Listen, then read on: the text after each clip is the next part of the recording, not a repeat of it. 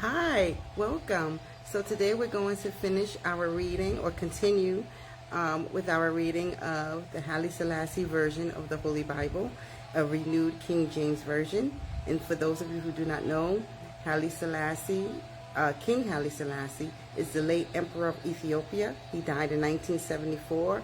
He was born, well, I don't know when he was born, but he was Emperor of Ethiopia in the 1930s. And he is the 225th descendant of Solomon and Sheba of the Holy Bible, well, Solomon and David of the Holy Bible through Solomon and Sheba, which is the story we will continue to resume reading, the Kebra Nagast, which is part of the Haile Selassie version of the Holy Bible. And so let's resume.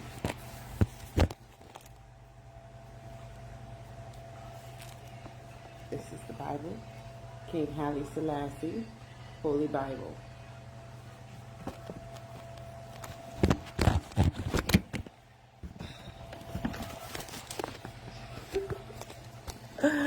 I'm back. I need one of those pods, huh? Okay, there we go. Don't fall anymore. Rastafari, Holy Bible, King Selassie version, KSV, containing the original and New Testament, plus the books of Enoch, Jubilees, and the Kebra Nagast excerpt. We in Ethiopia have one of the oldest versions of the Bible, but however old the version may be, in whatever language it might be written, the word remains one and the same. It transcends all boundaries of empires and all conceptions of race. It is eternal. H.I.M. Haile Selassie I, Rastafari edition, Blackstone Publishing, 2019. Let me get my glasses. 1 second.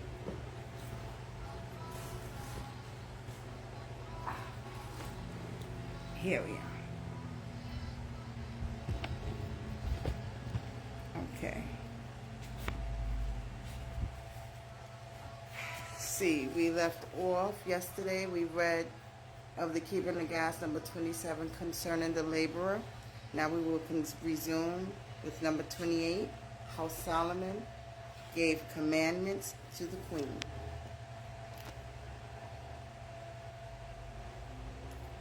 And the king answered and said unto her, Verily, it is right that they, the men, should worship God, who created the universe, the heavens and the earth, the sea and the dry land, the sun and the moon, the stars and the brilliant bodies of the heavens, the trees and the stones, the beasts and the feathered fowl, the wild beasts and the crocodiles, the fish and the whales, the hippopotamuses and the water lizards, the lightnings and the crashes of thunder, the clouds and the thunders, and the good and the evil. It is meet that him alone we should worship in fear and trembling, with joy and with gladness.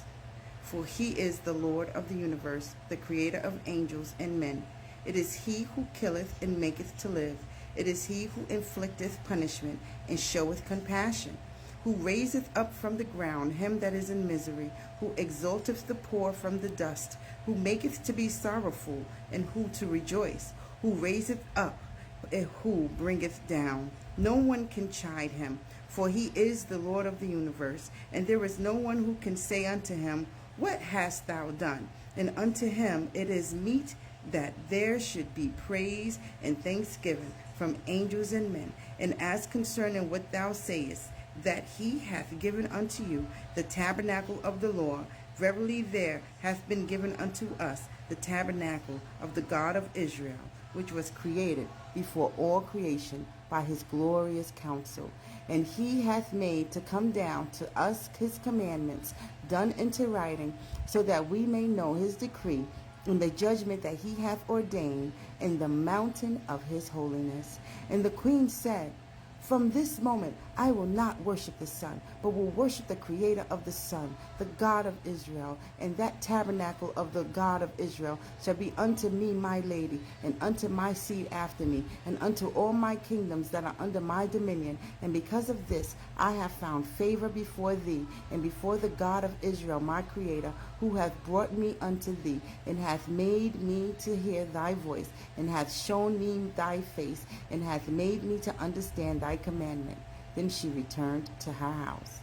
And the queen used to go to Solomon, and return continually, and hearken unto his wisdom, and keep it in her heart. And Solomon used to go and visit her, and answer all the questions which she put to him. And the queen used to visit him, and ask him questions, and he informed her concerning every matter that she wished to inquire about. And after she had dwelt there 6 months, the queen wished to return to her own country. And she sent a message to Solomon, saying, I desire greatly to dwell with thee. But now, for the sake of all my people, I wish to return to my own country. And as for that which I have heard, may God make it to bear fruit in my heart, and in the hearts of all those who have heard it with me. For the ear could never be filled with the hearing of thy wisdom, and the eye could never be filled with the sight of thy saying. Now it was not only the queen who came to hear the wisdom of Solomon, but very many used to come from cities and countries, both from near and from far. For in those days there was no man found to be like unto him for wisdom. And it was not only human beings who came to him, but the wild animals and the birds used to come to him, and hearken unto his voice, and hold converse with him. And then they returned to their own countries, and every one of them was astonished at his wisdom, and marveled at what he had seen and heard. And when the queen sent her message to Solomon, saying that she was about to depart to her own country, he pondered in his heart, and said, A woman of such splendid beauty hath come to me from the ends of the earth. What do I know? Will God give me seed in her? Now as it is said in the book of Kings, Solomon, the king, was a lover of women, and he married wives of the Hebrews, and the Egyptians, and the Canaanites, and the Edomites, and the Ethiopian, Moabites, and from Riph, and Kuerj, and Damascus, and Syria, and women who were reported to be beautiful. And he had 400 queens, and 600 concubines. Now this which he did was not for the sake of fornication, but as a result of the wise intent that God had given unto him, and his remembering what God had said unto Abraham, I will make thy seed like the stars of heaven for number, and like the sand of the sea. And Solomon said in his heart, What do I know? Peradventure God will give me men children from each one of these women. Therefore, when he did thus, he acted wisely, saying, My children shall inherit the cities of the enemy, and shall destroy those who worship idols. Now those early peoples lived under the law of the flesh, for the grace of the Holy Spirit had not been given unto them. And to those who lived after Christ, it was given to live with one woman under the law of marriage, and the apostles laid down for them an ordinance, saying, all those who have received his flesh and his blood are brethren. Their mother is the church, and their father is God. And they cry out with Christ, whom they have received, saying, Our Father, who art in heaven. And as concerning Solomon, no law had been laid down for him to respect of women, and no blame can be imputed to him in respect of marrying many wives.